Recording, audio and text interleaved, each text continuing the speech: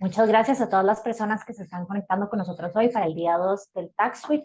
El día de hoy estaremos hablando sobre los regímenes especiales en la región y nos van a estar comentando un poco sobre toda esta temática.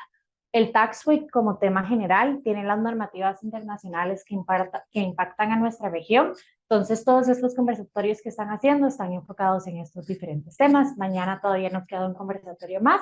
Ayer estuvimos también en uno y el lunes salió un podcast que también pueden ver si les interesa en nuestro canal de Spotify. Para las personas que se están conectando por primera vez con nosotros, Arias es una firma legal única en Centroamérica, ya que tenemos 7 oficinas a través de la región, a través de 6 países, incluyendo El Salvador, Guatemala, Honduras, Nicaragua, Costa Rica y Panamá. Además de eso, contamos con 42 socios dentro de la firma a través de los diferentes países y más de 130 asociados que nos acompañan en el trabajo. Ellos son expertos en más de 35 áreas de práctica, que son las que trabajamos en el día a día. Les presento a Roger Pérez, quien va a ser la persona que nos va a estar ayudando a moderar el panel del día de hoy. Él es uno de nuestros socios en Nicaragua y dirige el departamento de taxes. Adicionalmente, quiero mencionarles que si tienen alguna consulta, vamos a dejar un espacio al puro final de 15 minutos para que ustedes puedan hacer ahí sus preguntas y nosotros, los panelistas, se los van a estar contestando. Así que, por favor, a través del conversatorio, van a poder dejar esas preguntas que tengan en el chat y las vamos a contestar al final. Igual, si levantan la mano, vamos a abrir el espacio al puro final para que contesten esas preguntas y nuestro anfitrión les va a abrir el micrófono para que puedan interactuar con nuestros panelistas. Así que muchísimas gracias. Los dejo con Roger y con nuestros panelistas para que ya empecemos con este conversatorio. Gracias. Muchas gracias, Monique, por la introducción. Un placer estar acá con todos ustedes y con mis colegas panelistas de la región. El día de hoy vamos a hablar sobre los regímenes especiales que existen en la región centroamericana y la idea es un poco contextualizar los distintos beneficios fiscales, ¿verdad?, que existen para estos regímenes especiales. Hemos consensuado que el régimen por excelencia en la región centroamericana podría ser el de zona franca, así que vamos a invertir una buena cantidad de tiempo hablando de este tema y luego abordar otros regímenes especiales. Sin más preámbulo, quisiera presentar a mis colegas panelistas de la región. Tenemos a Carlos Camacho, socio de la oficina de Costa Rica, César López, Senior Counsel de nuestra oficina en El Salvador, Ricardo Rocha, Alf Counsel de nuestra oficina en Panamá, Elisa Lax, asociada senior en nuestra oficina en Guatemala, y Valeria Osorio de nuestra oficina en Honduras, asociada. Así que con eso contamos con representación de todos los países en los que operamos, así que la idea es hacer un poco un análisis comparativo, ¿verdad?, del tema que vamos a abordar. Como mencionábamos, el régimen de zona franca, pues uno de los regímenes más importantes en nuestros países. Nuestros gobiernos realmente, básicamente se pelean este tipo de inversiones, ¿verdad?, en nuestros países. Creo que cuando digo se pelean es cada uno tiene sus propias reglas y beneficios y leyes especiales para este tipo de regímenes. En el caso de Nicaragua, es un régimen bastante importante. De hecho, para poner en contexto un poco, el Banco Central acaba de publicar el 16 de octubre las estadísticas hasta agosto 2023 de comercio exterior, y en esas estadísticas se refleja que el sector de zona franca representa el 46.9% del total de las exportaciones. Cabe destacar que desde que el régimen tuvo su boom, esta estadística se ha mantenido un poco constante y siempre ha sido entre el 40 y el 50% de las exportaciones totales, que agosto 2023 representaba 5.3 mil millones de dólares en totales, y el 46% de eso bajo el régimen de zona franca. El régimen de Nicaragua inició en 1976, luego tuvo una interrupción en los 80 y se reinstauró en el año 1991, que es el periodo en que más o menos inicia también la expansión en Centroamérica. Y luego tuvo una reforma en el año 2015. Así que el régimen es muy representativo en Nicaragua. Si bien es cierto, hay ciertos rubros o sectores que han tenido una disminución. Por ejemplo, el sector textil, que ha disminuido un 7% de las exportaciones en el mismo periodo en referencia al año anterior. También hay sectores que han tenido un boom o un crecimiento constante, como es el sector de producción de arneses o el tabaco, que como sabrán y probablemente habrán escuchado, Nicaragua es productor de algunas de las mejores marcas de puros a nivel mundial. Así que con ese preámbulo de la situación actual, quisiera darle la palabra a mis colegas panelistas y abordar el tema de cuál es la situación actual, ¿verdad?, en cada uno de sus países. Quisiera empezar tal vez con Ricardo en Panamá. Asumo, Ricardo, que el hecho de tener la zona libre de Colón, que abastece a Latinoamérica y es la primera o segunda más grande de Latinoamérica, esto aporta diferentes y constantes beneficios a la economía de Panamá. ¿Cómo ves? ¿Cuál es tu análisis? ¿Cómo ves la perspectiva desde el punto de vista panameño?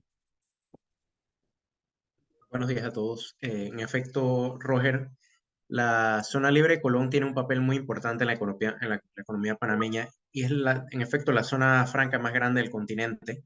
Desde ahí se realizan exportaciones por cerca de 10.000 millones de dólares anuales, pero no es la única zona franca que tenemos en Panamá.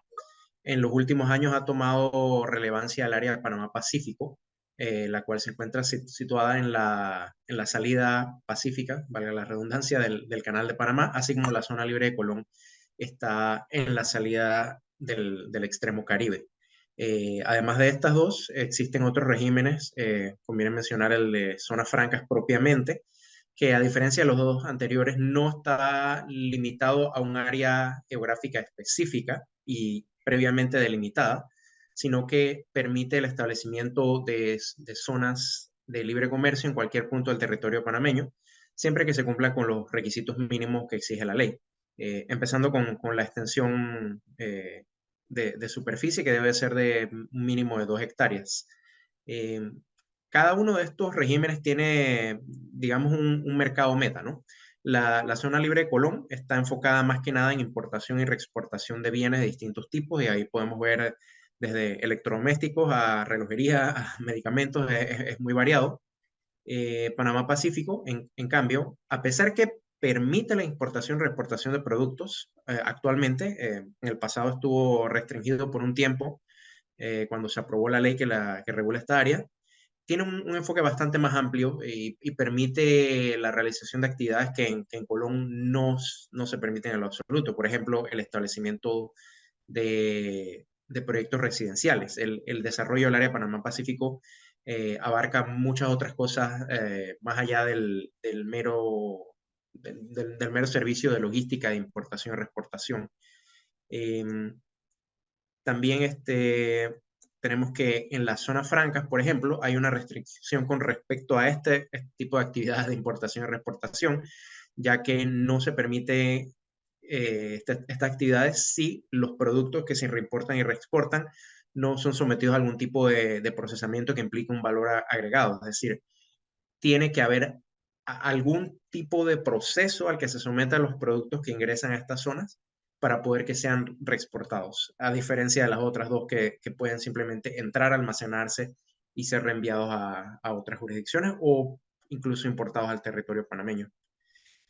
También tenemos el aspecto que las zonas francas pueden ser 100% privadas, tienen una entidad gubernamental que las regula, que es una dirección dentro del Ministerio de Comercio e Industrias, pero no tiene, digamos, cada zona su propia autoridad, como es el caso de Panamá Pacífico y Colón, que tiene en el caso de Panamá Pacífico un desarrollador maestro privado que fue nombrado mediante una licitación internacional y una agencia gubernamental que es la que supervisa el área. En el caso de Colón existe una administración gubernamental que es la que regula las operaciones dentro del área, pero en zonas francas es un poco más abierto. Pueden ser de capital mixto, privado y público, pueden ser públicas o pueden ser 100% privadas. Muchas gracias, Ricardo. Y Elisa, en el caso de Guatemala, que entiendo que también la industria había sido bastante robusta o ha sido bastante robusta, creo que hubieron algunos cambios legislativos unos años atrás y eso afectó a la industria. ¿Cómo nos puedes explicar el contexto actual luego de esas reformas? Con gusto. Hola Roger y hola a todos, buenos días. Respecto a lo que son las zonas francas en Guatemala, es importante considerar que esta ley entra en vigor en 1989. Interesante el año porque es el año en donde se promueven diferentes creaciones de cuerpos legales que tengan cierto interés o atractivo desde la perspectiva de exoneraciones fiscales. Desde 1989 hasta el 2015, las leyes de zonas francas y las zonas francas habían participado considerablemente dentro del sector, ya que varias empresas se habían establecido no solo como administradores, sino que también como usuarios de estas zonas francas. ¿Qué es lo que pasa? Llegamos a tener 17 zonas francas como administradores, muchísimos usuarios, y todo esto cambia con las reformas que tuvimos en el 2015. Con estas reformas del 2015, pasamos de tener 17 zonas francas a tan solo 7 zonas a partir del 2016. Fueron cerrando paulatinamente hasta llegar a este número que es el actual. Con las reformas del 2016 se incluyeron algunas modificaciones. Por ejemplo, teníamos 25 actividades prohibidas, las que pasaron a ser 42 actividades prohibidas. ¿Qué es lo que pasó con esto? El impacto en la pérdida del capital y el personal para los usuarios fue significativo, considerando que la actividad que realizaban dentro de los recintos estaban prohibidas de una forma inmediata. Además de esa reforma, se agregaron nuevos actores que podían supervisar a los usuarios de zona franca, tales como la SAT, que es la Superintendencia de Administración Tributaria, el Instituto Guatemalteco de Seguridad Social y el Ministerio de Trabajo. Además, se eliminó la figura de los usuarios comerciales y se unificaron las exoneraciones fiscales de una forma igual para todos los usuarios de zona franca. Se creó un tipo penal específico para aquellos usuarios que después de haber gozado una vez de los beneficios fiscales de un régimen de usuario de zona franca, volvían a constituirse para aplicar nuevamente y gozar otra vez de los mismos. Como les mencioné, después de estas reformas tuvimos significantes cambios en la cantidad de usuarios de zonas francas, administradores de zonas francas en Guatemala. Una de las principales empresas que se vieron afectadas es la farmacéutica, considerando que casi todas eran usuarios en ese momento. Tuvieron que retirar y cerrar, darse cese de sus actividades como usuarios ante las zonas francas con sus administradores y el Ministerio de Economía oportunamente. Sin embargo, una última reforma en el 2021 que se promovió para poder darle vida nuevamente a este sector, redujo de 42 actividades prohibidas a 28.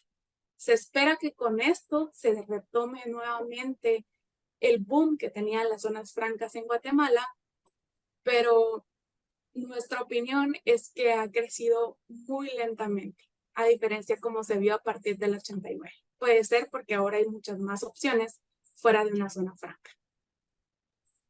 Gracias, Elisa. Y es interesante, le estaba leyendo un artículo que 7 de cada 10 productos médicos que se producían en Centroamérica y se distribuían en Centroamérica venían de Guatemala en el pasado. Así que realmente tenían una industria farmacéutica bastante robusta.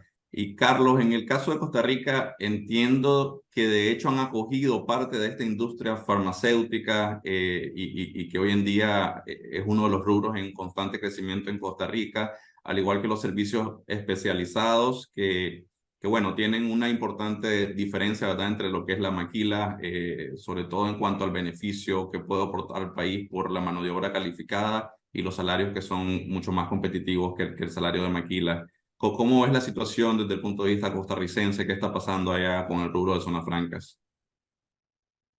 Gracias, Robert. Buenos días y buenos días a todos. Sí, vamos a ver, el régimen de zona franca es el de mayor relevancia en el país actualmente, es el que tiene mayor crecimiento en la economía costarricense. Y como mencionas, uno de los sectores más importantes es el sector médico. Tenemos ya varios años en que se ha habido una especialización en temas de dispositivos médicos. Tenemos en Costa Rica, en general, más de 300 empresas bajo el régimen de zona franca, de las cuales más de 100 son dispositivos médicos. De esas empresas están todas las grandes OEMs y hay a la vez todas las empresas de gran renombre multinacionales que están manufacturando acá en Costa Rica han atraído a sus proveedores de otros países hacia Costa Rica y además han logrado encadenamientos locales que también han permitido a empresas pequeñas y medianas ingresar al régimen de zona franca para poder proveer localmente las necesidades que tienen esas empresas de dispositivos médicos. Tal ha sido el crecimiento de esta industria que el mayor producto de exportación en estos momentos de Costa Rica son los dispositivos médicos. También hemos tenido importantes producciones de farma. Históricamente, el régimen de zona franca empieza en los 80s.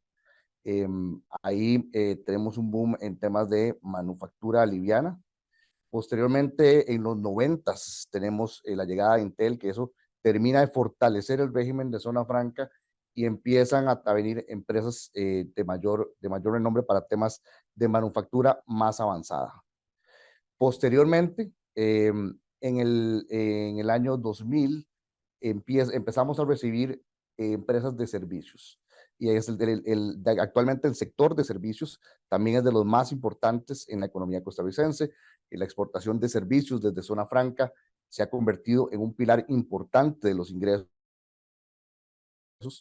En estos momentos tenemos grandes empresas en temas de desarrollo de software, centros de servicios compartidos, donde se dan básicamente los back office de las empresas en temas de contabilidad, finanzas, recursos humanos, comunicación.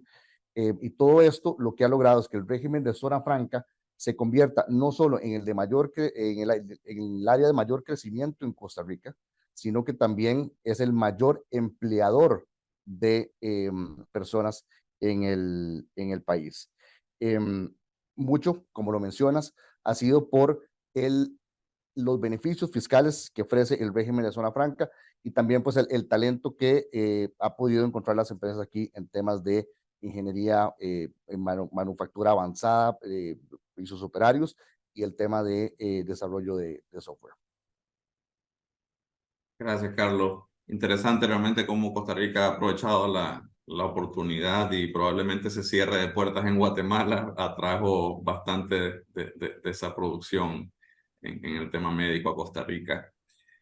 César, en el caso de El Salvador, con la llegada del presidente Bukele también, al menos desde el exterior, hay mucha expectativa en todo el tema fintech y servicios de alto valor igual. ¿Cómo se asocia esto al tema de zona franca? ¿Qué cambios han habido? ¿Cómo está la situación actualmente en El Salvador? Bueno, primero, buenos días a todos.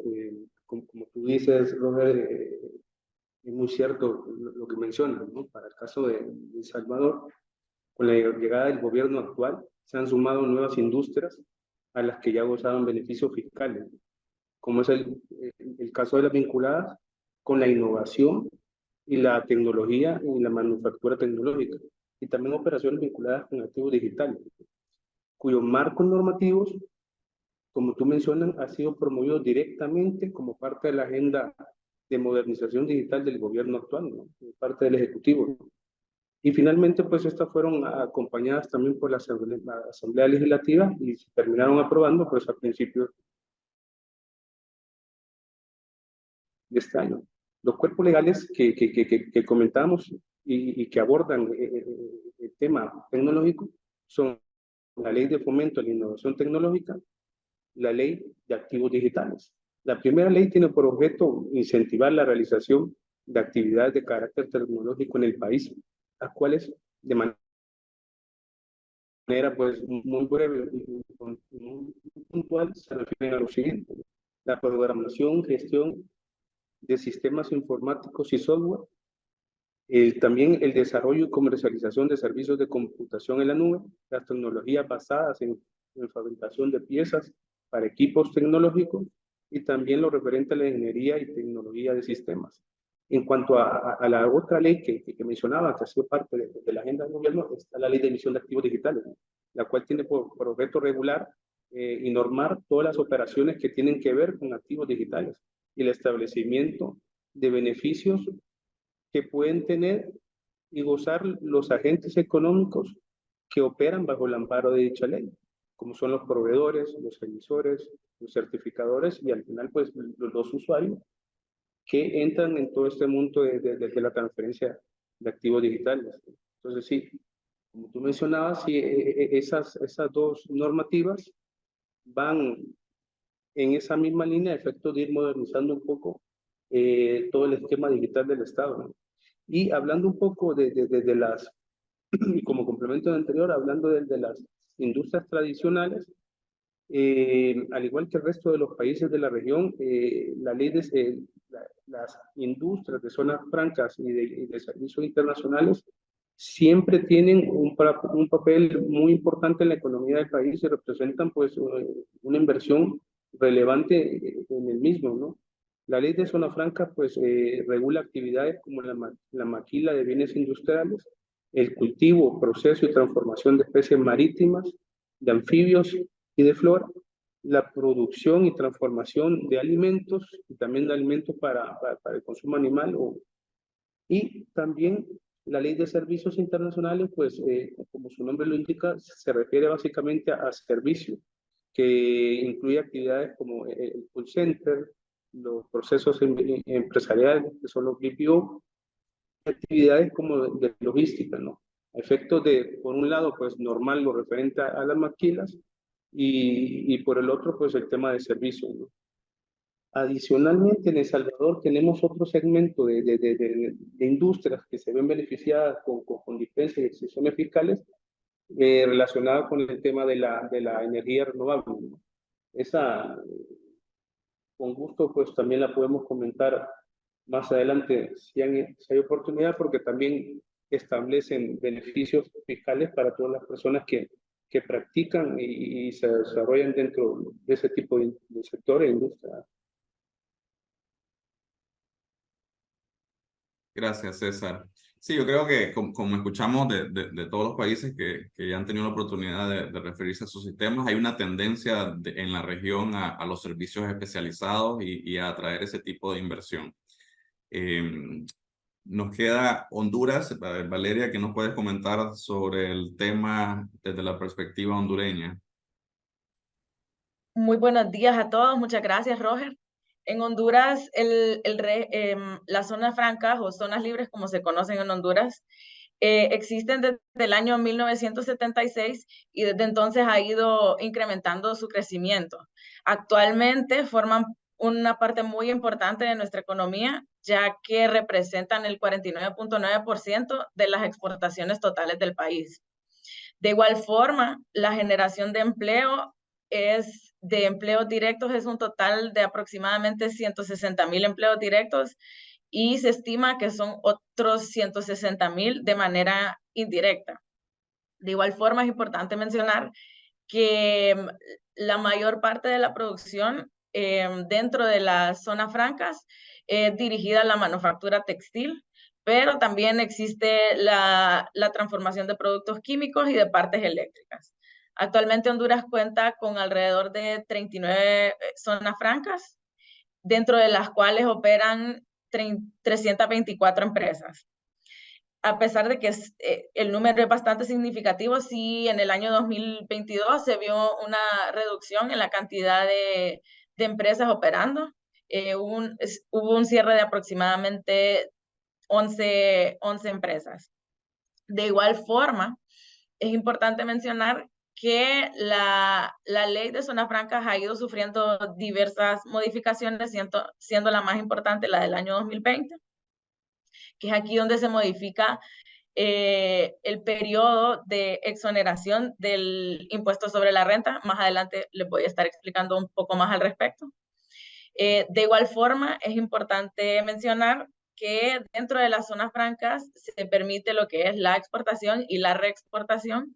Sin embargo, dentro de esta reforma del año 2020 se estableció que cualquier producto nacional que sea introducido a las zonas libres tiene que ser transformado para poder gozar de los beneficios. Es decir, que si no hay ningún tipo de transformación, no se podrá gozar de los beneficios. De igual forma, a pesar de que sí han habido ciertos cierres de las empresas dentro de las zonas francas, ha seguido en crecimiento, ya que el Banco Central publicó que en el año 2022 hubo un crecimiento del 24% en las exportaciones de las zonas francas, provenientes de las zonas francas. Por lo tanto, también es importante mencionar que posteriormente, debido a que no se ha establecido claramente ciertos detalles dentro de la ley de zonas francas de 1976, se han creado otros regímenes especiales para cubrir ciertas áreas que no fueron cubiertas dentro de esta ley. Gracias, Valeria. Es interesante mientras te escuchaba hablar que las estadísticas de Honduras son bastante similares a las de Nicaragua. De hecho, para Nicaragua son 120.000 empleos directos los que se generan, una suma muy similar a la que acabas de mencionar, y sí, un poco más de 300.000 empleos indirectos. Igual son más de 200 zonas francas en un poco más de 50 parques industriales. Así que creo que la situación del sector es bastante similar en nuestros países. Y con eso quiero pasar a la siguiente pregunta, que tiene que ver ya un poco con ya vimos la importancia de este sector en la economía del país, ¿verdad? Ya vimos cómo ha venido progresando a lo largo de los años y los beneficios que ha traído, los beneficios económicos al país que ha traído. Quisiera pasar a analizar un poco lo que nuestros gobiernos han otorgado como beneficios fiscales a este tipo de industrias, si los beneficios son permanentes, son temporales. Por ejemplo, en el caso de Nicaragua, ahorita, de hecho, creo que estamos en una encrucijada para ver qué va a pasar, ¿verdad? Nuestra ley permite la exoneración del 100% del impuesto sobre la renta por 10 años. Y este periodo puede ser prorrogado por una única vez.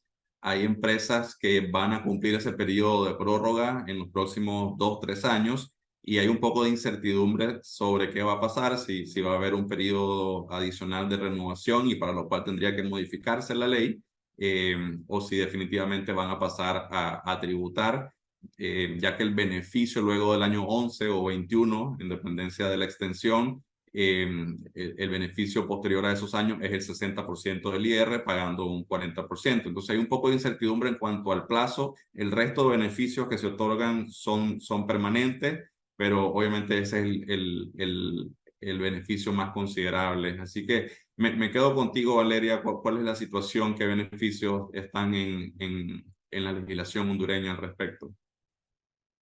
Sí, muchas gracias, Roger. En Honduras existen 3 tipos de exoneraciones que podemos identificar, y primeramente podemos hablar de lo que es a la introducción de las mercancías, porque están exentas de el pago de impuestos arancelarios, cargos, recargos, derechos consulares, impuestos internos de consumo y demás impuestos que tengan que ver con la introducción de productos al país que provengan de las operaciones aduaneras. De igual forma, existe una exoneración municipal a las ventas y producciones que se efectúen dentro de la zona libre, a los inmuebles y a los establecimientos comerciales e industriales que existan dentro de las zonas libres. Es importante mencionar que dentro de esta reforma que mencioné del año 2020 se modificó que sí se tendrá que estar pagando el impuesto vecinal a la municipalidad. Es el único impuesto municipal que sí debe de ser obligatorio. De igual forma, las utilidades que se obtengan dentro de la operación de las zonas libres quedan exoneradas del pago de impuestos sobre la renta, que, aquí es donde viene la encrucijada que también tiene Honduras algo muy similar a lo que está pasando en Nicaragua, ya que con la reforma del 2020 se amplió el periodo, porque ¿qué sucede? En el año 2013, la exoneración duraba 12 años. Previo a eso, la ley inicial, la de 1976, no hablaba de ningún periodo. Fue hasta esta reforma que se establece, que dura 12 años. Pero en el año 2020 se establece que se alarga el periodo a 15 años, prorrogables por 10 años más. Sin embargo, queda como una laguna legal para aquellas empresas que ya gozaban con el beneficio, ya que se puede interpretar como que vuelve a empezar a contar el tiempo, ¿verdad? Entonces, está esa disyuntiva que sucede con las que ya estaban establecidas. De igual forma, es importante mencionar que el registro de las zonas libres debe de renovarse anualmente, ya que hay un registro específico manejado por Desarrollo Económico, nuestra Secretaría de Desarrollo Económico, y es ahí donde deben registrarse las zonas libres, que anualmente se debe de estar renovando para poder gozar de la exoneración. En caso de no renovar este registro, se puede incurrir en multas. De igual forma, anualmente pues se debe de declarar las utilidades para poder gozar del beneficio y que se otorgue la exoneración. Anualmente se debe hacer una declaración fiscal. De igual forma, dentro del impuesto sobre la exoneración del impuesto sobre la renta, se incluyen la repartición de dividendos que también quedan exoneradas del impuesto sobre la renta. Por último, es importante mencionar que los beneficios no pueden ser cancelados o limitados mediante actos administrativos, ya que en caso de incumplimiento únicamente se puede incurrir en una multa. Muchas gracias, Valeria. También los beneficios veo que son bastante similares y de hecho mi expectativa sería que sean bastante similares alrededor de la región. César, ¿cuál es la situación respecto a los beneficios en El Salvador con la incorporación de estos nuevos regímenes que promueven los servicios digitales? ¿Se creó alguna diferenciación entre lo que ya existía para maquilas y otros rubros y estos beneficios o son los mismos beneficios aplicables a todas las industrias? Pues te cuento un poco. Para el caso de la ley de zonas francas y para el caso de la ley de servicios internacionales, pues el dato coincidente, al igual que para los demás países de la región, es que otorgan beneficios fiscales, exenciones fiscales y exenciones de impuestos, que al igual que los demás países tienen limitantes que van en atención a la actividad, al tipo de impuesto que se está dando la exención, y también a la periodicidad respecto a la cual se tiene el beneficio, ya que en muchos casos es por un periodo de tiempo determinado y en el otro pues es mientras duran el desarrollo de las actividades beneficiadas. Y específicamente en relación a la industria de zonas francas y a los servicios internacionales, las exenciones pues son bastante similares, muy parecido a lo que ustedes comentaban, y se refieren pues básicamente a la exención de impuestos sobre la renta, la exención de impuestos municipales, la exención de impuestos sobre la transferencia de bienes raíces, y sobre este es importante que en particular pues no recae sobre todos los agentes económicos que pueden ser beneficiados por la ley, ¿no? Sino que únicamente para un sector de eso. Básicamente hay una similitud en ambas normativas donde los agentes económicos que participan en las mismas, que son los administradores, los desarrolladores de las zonas francas o de los parques de servicio, y los usuarios, no todos tienen los mismos beneficios, y por lo menos y van en atención a la actividad que ellos realizan. Y para el tema de los bienes raíces, de la compra de inmuebles, ese beneficio únicamente para los dos primeros grupos de contribuyentes, de agentes económicos, que es el administrador o el desarrollador de la zona franca.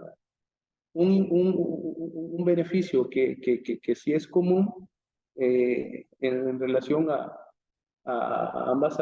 todas las actividades que se realizan bajo el amparo, es que pueden realizar actividades que pueden encontrarse afectas al impuesto de IVA, pues con una tasa diferenciada a la que normalmente pues se aplica por regla general. En El Salvador la tasa del IVA es el 13%, pero como parte del beneficio que se otorga a los usuarios de la zona franca sobre la Ley de Servicios Internacionales, la tasa pasa al 0%, ¿no? A efectos de poder beneficiar también en ese sentido. Y también otro beneficio es que, como mencionaban en Honduras, que no se grava la importación con el derecho arancelario o con el IVA importación cuando todos los insumos, todos los equipos, todos los materiales, pues se utilizan para actividad beneficiada, ¿no? Y esto pues dura mientras los usuarios pues gozan de los beneficios. Y otro segmento de beneficios que únicamente regula la ley de zonas francas es la de exención en el pago de las utilidades, ¿no? Pero únicamente al accionista, bueno, pues directo, ¿no? Este beneficio es importante mencionar que únicamente lo regula las leyes de zonas francas y no lo regula lo relativo a la de servicios internacionales.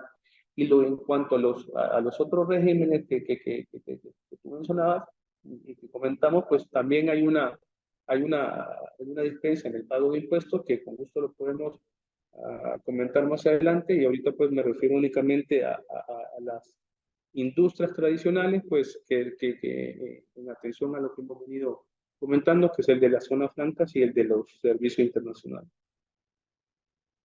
Gracias, César. Sí, acá es un poco similar. Los beneficios para todos los usuarios son iguales, pero sí también hay una diferencia para el constructor, que es el desarrollador del parque, en cuyo caso los beneficios se extienden a 15 años versus 10 años el periodo de los usuarios. Así que creo que tenemos esa similitud en nuestras legislaciones. Elisa, en el caso de Guatemala mencionabas anteriormente que hubo una reforma que redujo sustancialmente los rubros en que podían entrar al régimen de zona franca. ¿Hubo también algún cambio a los beneficios que existían antes versus lo que tenemos ahora, o los beneficios se mantuvieron iguales? Gracias, Roger. Lo que pasa con la reforma que tuvimos en el 2000, que empezó, fue vigente hasta el 2016, es que lo que hizo la ley fue unificar todas las exoneraciones o beneficios fiscales que existían para un usuario y lo unificó para todos de forma igual. ¿A qué me refiero con esto? Las exoneraciones que habían específicas para el usuario comercial ahora se aplicaba igual para el usuario de servicios y el usuario de producción comercial.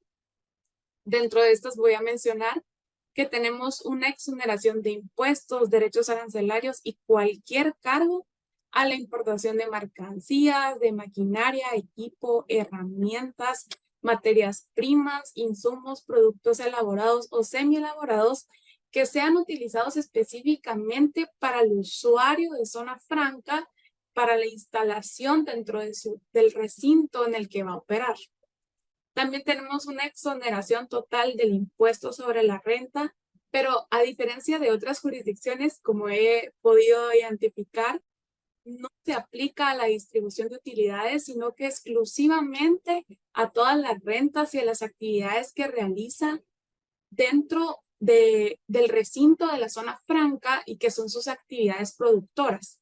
Tenemos un plazo de 10 años para la aplicación de esta exoneración y no puede extenderse. Incluso con las reformas del 2021 se crea el tipo especial penal, que es defraudación aduanera, en el caso que un usuario vuelva a utilizar de alguna forma o haga caer en error a la Superintendencia de Administración Tributaria o el Ministerio de Economía para poder volver a gozar de estos 10 años de exoneración de ISR.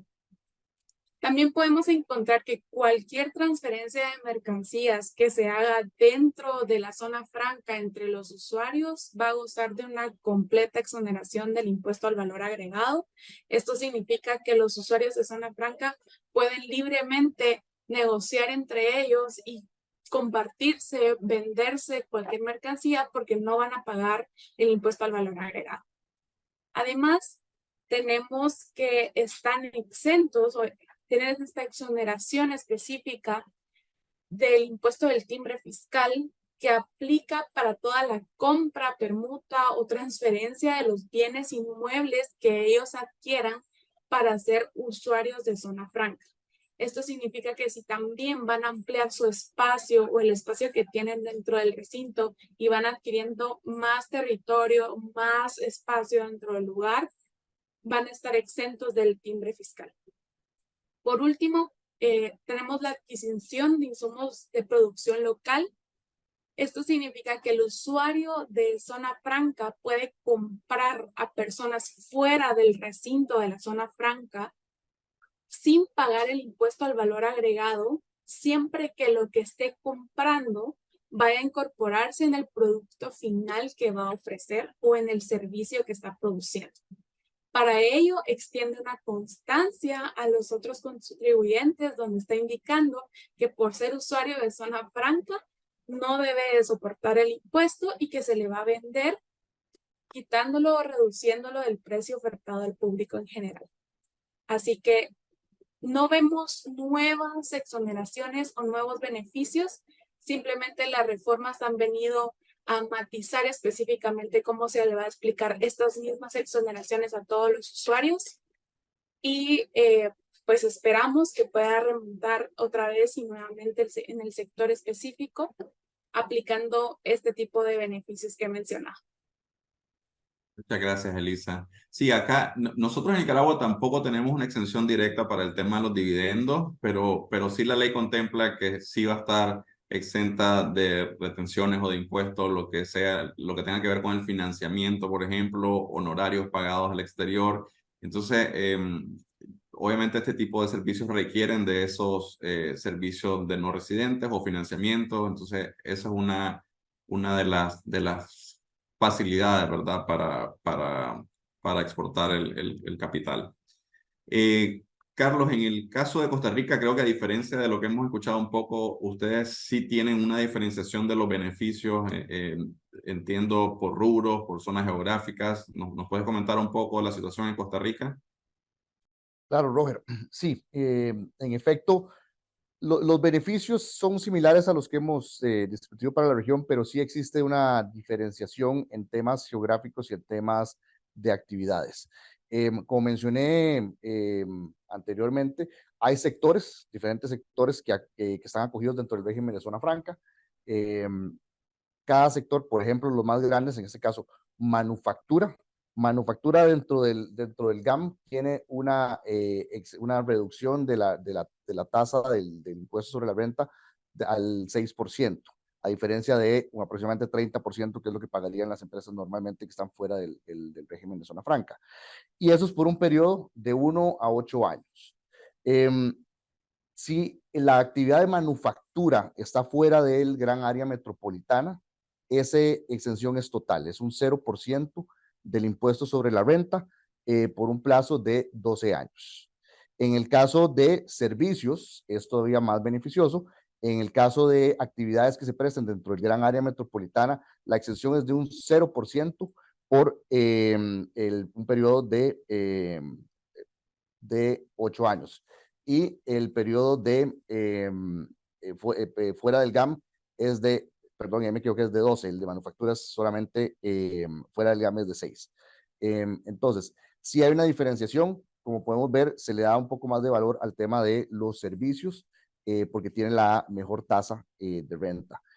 Existen otras exoneraciones sumamente importantes, parecidas a las que ya hemos mencionado para otros países. Por ejemplo, el tema de importación de materia prima y equipo. Eso está totalmente exonerado para todas las actividades, independientemente de la zona geográfica. También lo que es compra de activos, el impuesto de transferencia de activos está exento. También lo que son los impuestos municipales. Y lo más importante tal vez es el tema de las remesas al exterior. Eso quiere decir que cualquier repatriación de fondos que haga una empresa que esté bajo el régimen de zona franca va a estar completamente exenta de lo que son retenciones. Muy importante también para acceder a estos requisitos, a estos beneficios hay ciertos requisitos dependiendo del área geográfica, pero dentro del GAM son $150,000 en activos fijos y un compromiso de empleo. En el En el área de servicios hay una fórmula que se tiene que cumplir para poder definir cuál es la cantidad de empleados que se va a requerir, mientras que en manufactura no hay digamos, un monto fijo, pero sí debe haber un compromiso de la empresa a cumplir con cierto nivel de empleo dependiendo de la actividad. Muy importante es que en Costa Rica sí se pueden renovar los beneficios. Existe la autorización a través del artículo 20 bis de la Ley de Zonas Francas que permiten continuar renovando siempre que se hagan inversiones significativas por parte de la empresa. Por ejemplo, hay empresas que están establecidas en Costa Rica desde mediados de los 80s y hasta el momento no han pagado impuestos de renta y han continuado con todos sus beneficios que acabo de mencionar, en parte por la posibilidad de continuar renovando periódicamente los beneficios con nuevas inversiones o nuevos proyectos. Gracias, Carlos. Y una pregunta, ¿hay una reglamentación o alguna normativa que defina lo que es una inversión significativa? Por ejemplo, en el caso de otras leyes en Nicaragua, pues, lo entendemos como un 50% de la inversión inicial, está tipificado cuál es ese monto. ¿En Costa Rica es sujeto a análisis o sí hay un monto específico? Esa es una excelente pregunta. La ley realmente lo que establece es que la decisión de renovar bajo el artículo 20 bis es discrecional del Ministerio de Comercio Exterior. Sin embargo, en la práctica se ha determinado que es entre un 20 y un 30% del valor de la inversión total actual de la empresa en ese momento. Ok, excelente. Es un valor entonces que se va ajustando a año, pues cada periodo de renovación y va incrementando. Sí, es casuístico y depende, como te digo, es discrecional del gobierno. Claro. Gracias, Carlos. Y Ricardo, en Panamá, al haber hecho la distinción también entre zona Colón y zona Pacífico ahora y otros regímenes especiales, asumiría que también hay una diferenciación entre los beneficios de una y otra. ¿Qué nos puedes comentar sobre los beneficios en Panamá?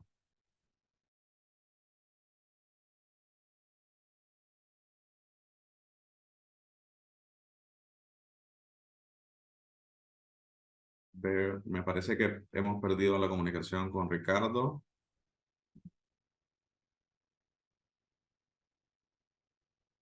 Bueno, vamos a avanzar con nuestra última pregunta. Les voy a pedir a los panelistas, por favor, que seamos breves porque nos quedan 10 minutos.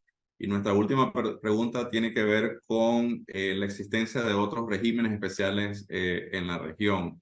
Como hemos hablado, el Zona Francas era el más importante probablemente, pero quisiera conocer si existen otros beneficios fiscales que se otorguen a determinados sectores. Elisa, tal vez iniciamos con Guatemala.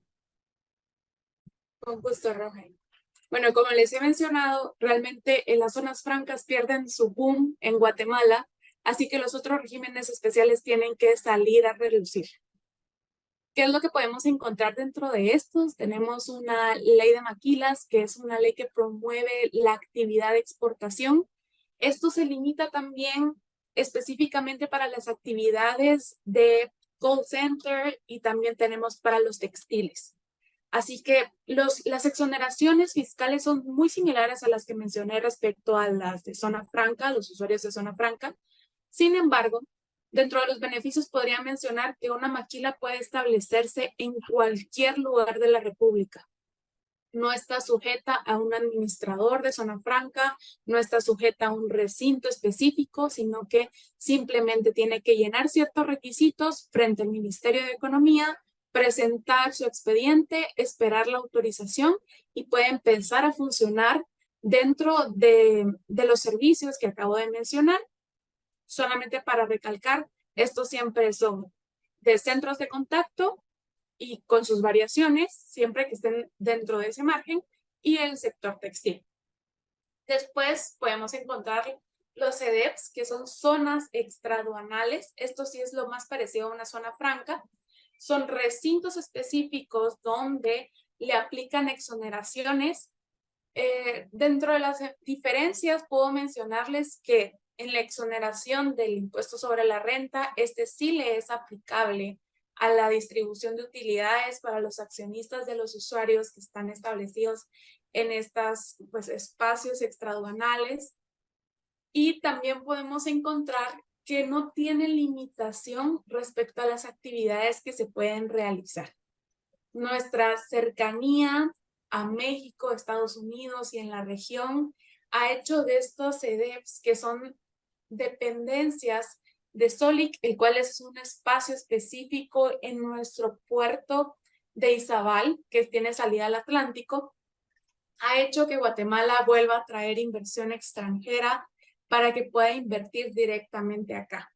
Porque tiene todos los beneficios que he mencionado sobre una zona franca, le incluyen otros más, como mencioné específicamente en la distribución de utilidades para los accionistas. Las mercancías en temas aduaneros nunca caen en abandono, siempre que estén dentro de estos CEDEPs.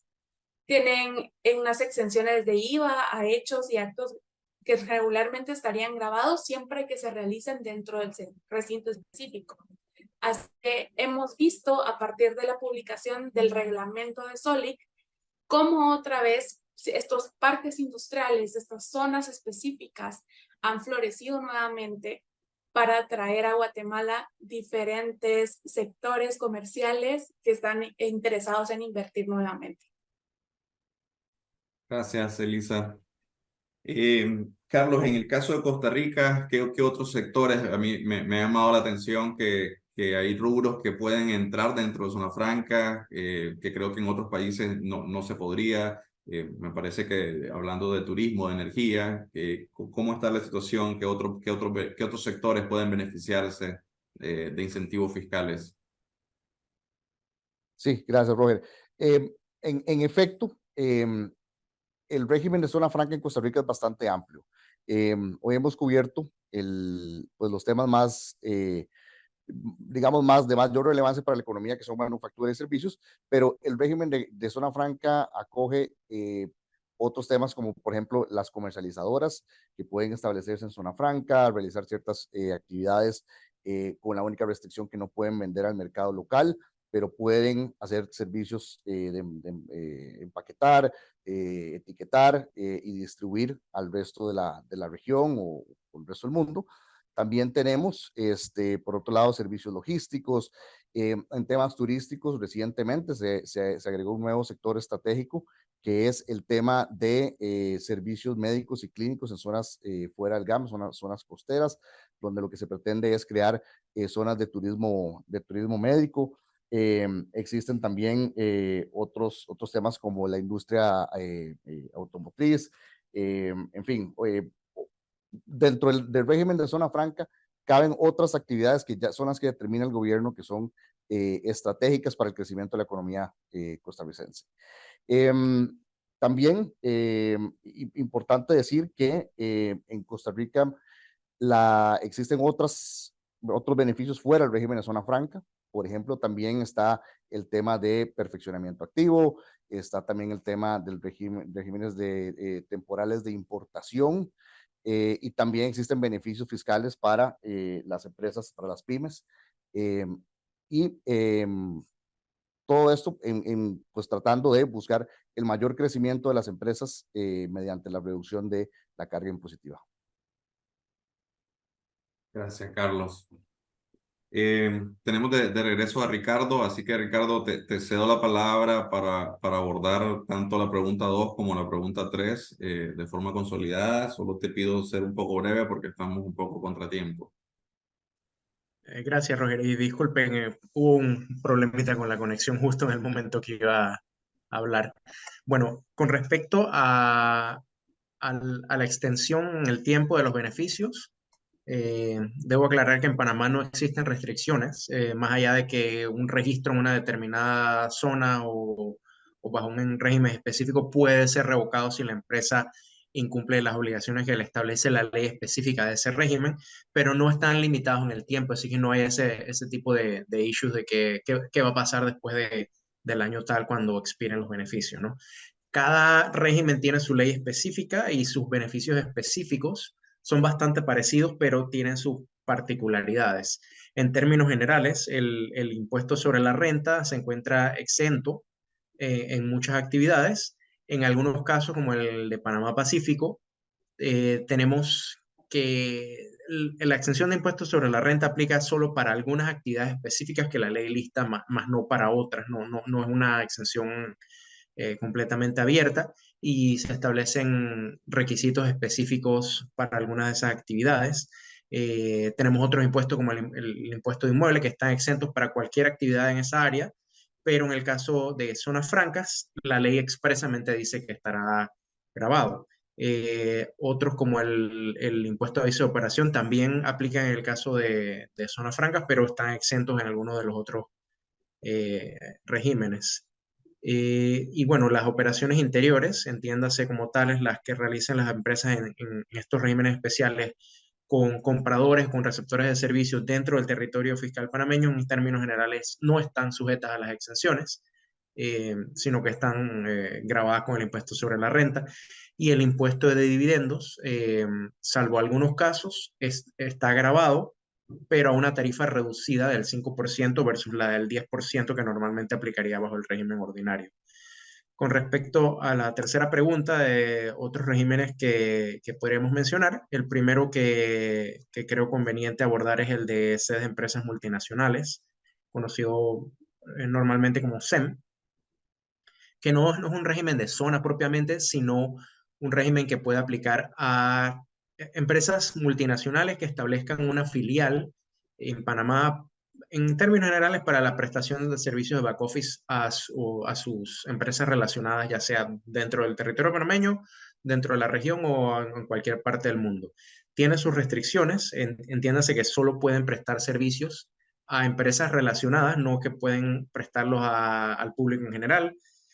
No pueden realizar ventas a terceros no relacionados, pero en este caso tenemos algunos beneficios que no tienen los otros regímenes. Si bien están sujetas al impuesto sobre la renta recientemente, ya que antes estaban exentas por completo, ahora pagan un impuesto sobre la renta del 5% versus el 25% que operaría normalmente.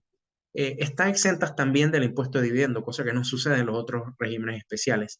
Y en cuanto a los empleados, existe una visa específica para empleados extranjeros de este tipo de empresas SEM que los exime del pago de impuestos sobre la renta, seguridad social y seguro educativo, que son las retenciones que normalmente se le hacen a los empleados en la nómina. O sea, es un beneficio no tanto para la empresa, sino para el empleado, que no tiene ningún otro régimen de los que abordé el día de hoy.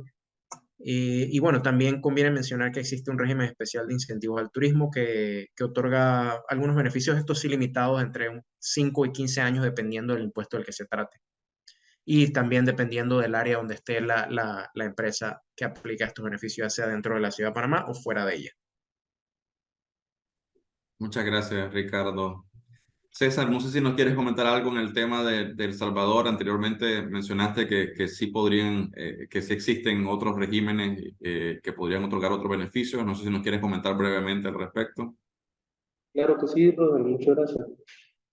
Bueno, para ser breves, además de los regímenes comunes en la región y tradicionales, que es el de zonas francas y el de servicios internacionales, para el caso particular de El Salvador, hay otros tres regímenes que establecen pues igual beneficios fiscales. El primero es el del fomento a las energías renovables para la generación de electricidad. El segundo, el vinculado con la innovación y la manufactura de tecnología, y el tercero, el referente a las operaciones con activos digitales. Al igual que los otros dos, estos también te regulan beneficios fiscales que son exenciones de impuestos, ¿no?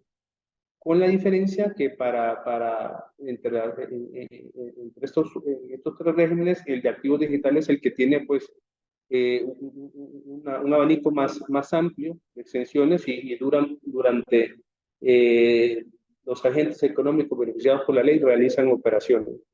Por ejemplo, para el caso de las energías renovables, pues los beneficios se refieren específicamente a tres rubros, que es el impuesto sobre la renta, y lo acotan en atención a la potencia que van a generar, y a partir de ahí puede ser de 5 o 10 años, ¿no?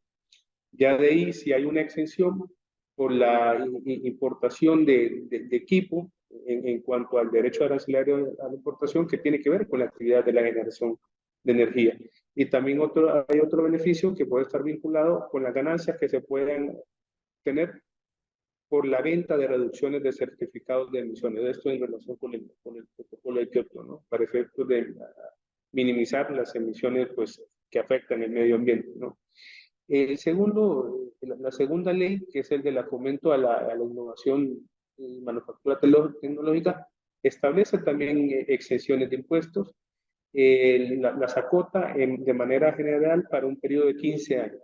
Los beneficios son impuestos sobre la renta, impuestos municipales.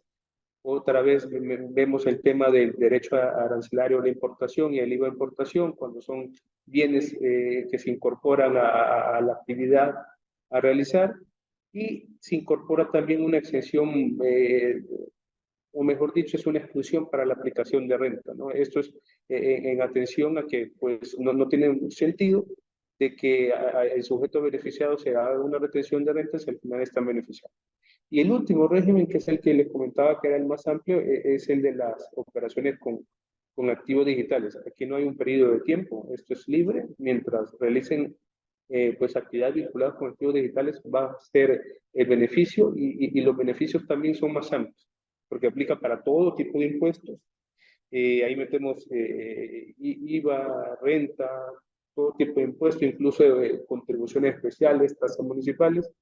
Y también aplica una exención a todo tipo de impuestos cuando se refiere a la ganancia de capital que se puede obtener como consecuencia de las operaciones que se realicen con activos digitales, ¿no? También hay exenciones de impuestos municipales y exenciones, a diferencia de las dos anteriores, también al pago de dividendos, ¿verdad? Entonces aquí no únicamente se beneficia a las entidades o a los sujetos que realizan operaciones con activos digitales, como pueden ser los adquirentes de los títulos, los emisores de los activos digitales, los proveedores de servicios o los certificadores de los servicios digitales, sino que también se hace extensible a los accionistas, ¿no? Donde pues no se le va a cobrar el impuesto sobre la renta, que por regla general sí se grava pues para otros tipos de industria, ¿no? Que puede ser del 5 hasta el 25%. Ahí, de manera pues breve, te comento que estos son los beneficios que se regulan en relación a esos tres regímenes. Muchas gracias, César. Valeria, no sé si quieres aportar algo a esta pregunta antes de cerrar. Sí, de manera rápida, me gustaría aportar que contamos con lo que es el régimen de importación temporal, que básicamente lo que busca es incentivar las exportaciones para aquellos sectores que no pueden gozar de zona franca, especialmente para el sector del agro, que es bastante grande en Honduras. Entonces, más que todo es hacia los derechos aduaneros, ¿verdad? De introducción de maquinaria necesaria para llevar a cabo estas actividades. De igual forma, contamos con lo que es la ley de call centers y de outsourcing, que básicamente cuentan con los mismos beneficios que una zona libre, ¿verdad? En cuanto a lo que es la exención de impuestos de introducción, así como también del ISR.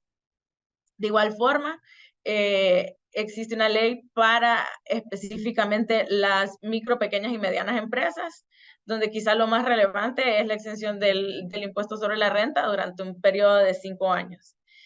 Y también contamos con lo que es Solitur, que es la zona libre específicamente para el turismo, que cuenta con una exención del ISR durante un periodo de 15 años y también para los derechos de aduana durante un periodo de 10 años, ¿verdad? Esto más que todo lo hemos visto en la zona de Islas de la Bahía, que es la zona más turística para atraer extranjeros en nuestro país. De igual forma, existen leyes para la promoción de generación de energía eléctrica con recursos renovables y también para la producción y consumo de biocombustibles, donde también existen otros beneficios, únicamente que esto ya es un poco más pequeño, ya que no son rubros tan desarrollados dentro de nuestro país. Gracias, Valeria. Veo que la agenda de nuestro gobierno es bastante similar. Creo que son los mismos sectores los que están impulsándose en la región.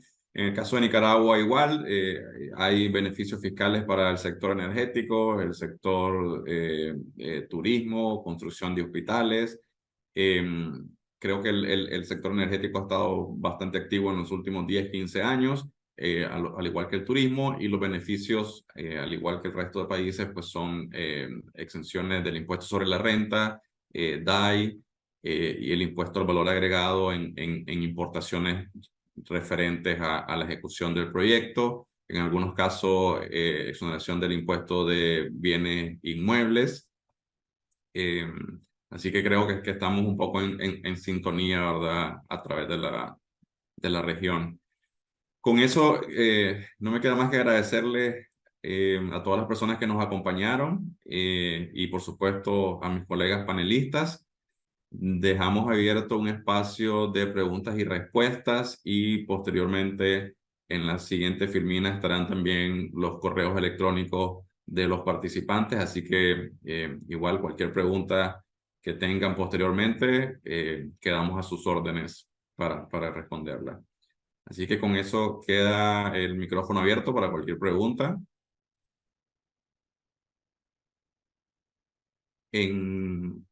Veo que en el chat teníamos una pregunta para Carlos en Costa Rica. Dice, buenos días, para la zona franca de Costa Rica, ¿dichas zonas se encuentran exentas de las contribuciones para fiscales o cánones sujetos a las distintas actividades económicas? Sí, buena pregunta. No, las exenciones como las mencioné son meramente fiscales. Impuesto sobre la renta, impuesto de importación, impuesto al valor agregado, impuesto de traspaso. Para fiscales no necesariamente existe la obligación de pagar lo que son las contribuciones al régimen de seguridad social, el pago que se hace el empleador a la Caja Costarricense de Seguro Social por la seguridad social. Y también existe un canon específico que deben pagar las empresas del régimen de zona franca, que en el caso de manufactura se calcula por el metraje de producción que tenga la empresa. Y en el caso de servicios es un porcentaje sobre las ventas mensuales que realiza la empresa.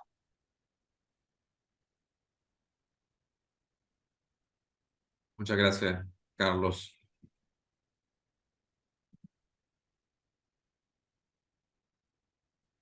Bueno, en caso de, no sé, Monique, si había alguna mano levantada. De lo contrario, creo que invitarlos a que continúen participando en nuestros eventos de esta semana. Muchas gracias, Roger, y muchas gracias a todas las personas que se conectaron con nosotros el día de hoy.